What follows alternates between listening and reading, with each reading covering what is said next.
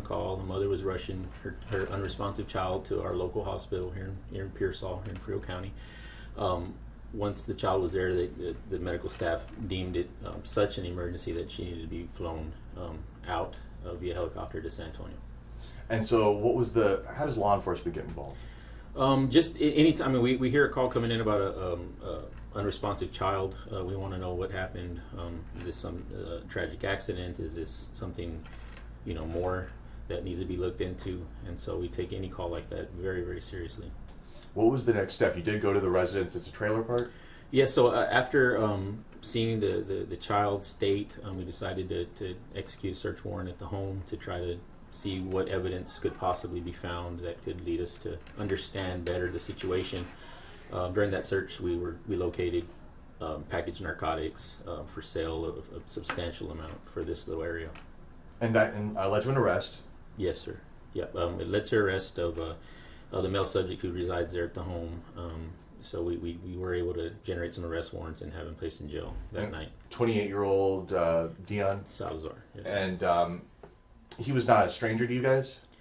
I mean, it's a small community. It's a tight-knit community, so we've known him for some years. I mean, he has an arrest history?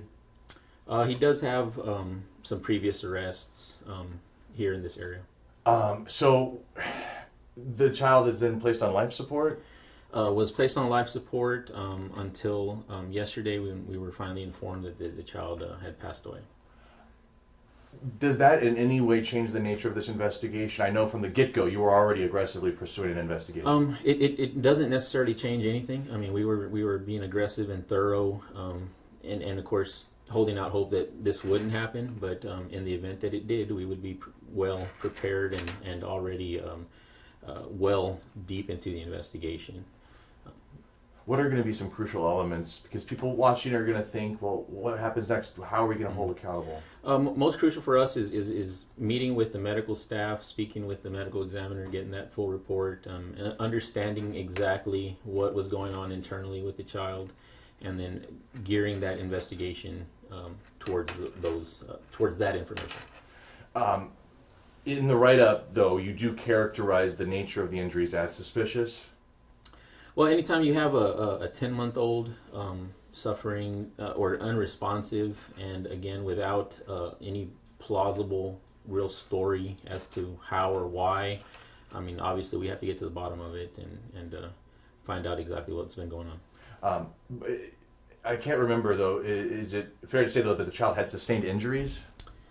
Yes. Okay. CPS involved now? Yes, sir. They've been notified. They're assisting in the investigation along with the Texas Rangers.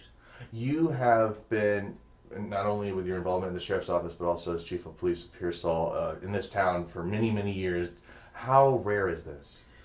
Unfortunately, in my career, I've seen other similar instances, and it's tragic every time. I mean, any loss of life, but especially an innocent child like this is just tragic and pulls at everyone's heartstrings in this community.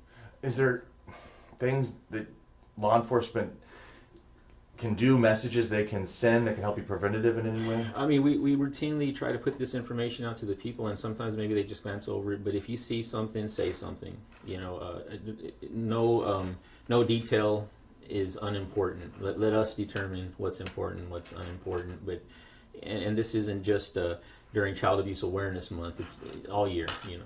And is it one of those things, like you said, this is a small community that touches the entire community? Yes, sir. I mean, I think everyone, whether you knew the child, the people involved or not, you can't help but feel that pain that they must be going through.